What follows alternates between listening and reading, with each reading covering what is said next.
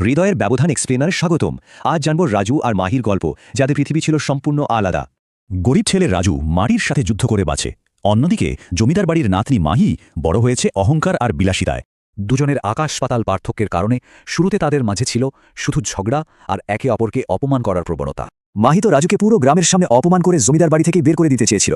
কিন্তু আশ্চর্যের বিষয় হল, সেই তীব্র শত্রুতা আর তিক্ততায় ধীরে ধীরে এক গভীর ভালোবাসার সম্পর্কে রূপ নিতে শুরু করে।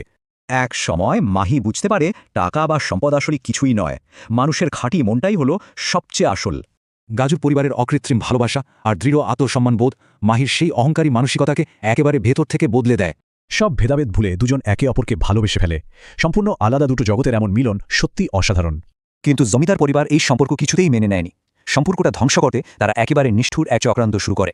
রাজুর পরিবারের ওপর তারা জঘন্য সব মিথ্যা অপবাদ দেয়, তারপর চরম অপমান করে বাড়ি থেকে বের করে দেয়। গল্পের শেষটা ভীষণ হৃদয় বিদারক। মাহিকে জোর করে শহরে পাঠিয়ে দেওয়া হয়, আর রাজু অসহায়ভাবে শুধু তাকিয়ে থাকে। তাদের ভালোবাসা সত্যি ছিল, কিন্তু দূরে চলে যাওয়া গাড়িটার মতোই ভাগ্য আর সমাজের ব্যবধান তাদের চিরতরে আলাদা করে দিল। তাই শেষমেশ একটা বড় প্রশ্ন থেকেই যায়, ভালোবাসার ক্ষেত্রে বড়লোক আর গরিবের এই পার্থক্যটা কি সত্যিই এতটা জরুরি?